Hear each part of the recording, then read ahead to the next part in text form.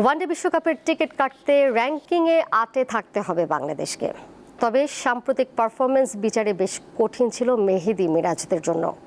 পাকিস্তান সিরিজটা তাই বেশ চাপে কেটেছে তাদের। তাই তৃতীয় ম্যাচে দলে কোনো পরিবর্তন না করায় সৌম্য সরকারকে একাদশে জায়গা দিতে পারেনি বলে জানান টাইগার অধিনায়ক। হ্যাসেল ফ্রি জীবনের smart companion Walton home and kitchen appliance. 11 বছর আর 11 রান, দেশের ক্রিকেটে এই দুটি সংখ্যা এখন আশীর্বাদের মতো। গত এক বছরে 13টি ওয়ানডে খেলা বাংলাদেশ দল জয় পেয়েছে মাত্র 4টি। নিজেকে হারিয়ে আবারও খুঁজে ফেরা দলটির জন্য এটি বা কম কিসের? প্রেশার তো অবশ্যই ছিল এবং বাট আমার বিশ্বাস ছিল যে ইনশাল্লাহ ম্যাচটা জিতবো।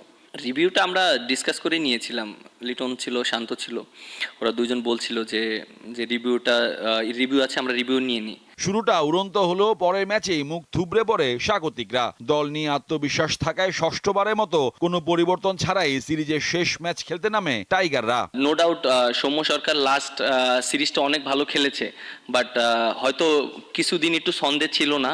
আমাদের জন্য অনেক ইজি অপশন ছিল, সাইব 2টা ম্যাচে রান করতে পারিনি, ওকে যদি আজকে বসিয়ে আমি সৌম্য সরকারকে খেলাতাম তাহলে তো কি 2টা জিনিসই হতো, যে অনেক সময় ওরও কনফিডেন্টটা ডাউন থাকতো। সৌম্য সরকার যদি এই ইনিংসটা আল্লাহ না করুক যদি খারাপ খেলে তখন ওরও জন্য ডিফিকাল্ট হতো। সদ্য শেষ হওয়া টি-20 বিশ্বকাপে খারাপ পারফরমেন্সের পর থেকে পাকিস্তান ক্রিকেটে বড় সড় রদ বদলের সম্ভাবনা তৈরি হয়েছে। প্রতিটি আইসিসি টুর্নামেন্টের পর দলে এবং ম্যানেজমেন্টে পরিবর্তন আনাটা পাকিস্তান ক্রিকেটে একটা চেনা রূপ হয়ে দাঁড়িয়েছে।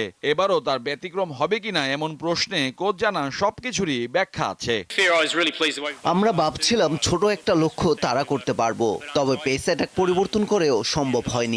সিরিজ হার দুঃখজনক, কিন্তু এটাই সবকিছু না। সামনে আরো হোম অ্যাওয়ে ম্যাচ রয়েছে, এখন এসব নিয়ে কাজ শুরু করা প্রয়োজন।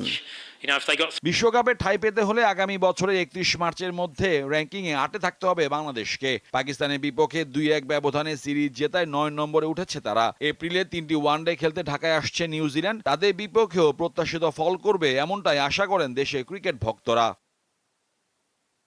মোহাম্মদ হাসিব, দীপ্ত স্পোর্টস, ঢাকা।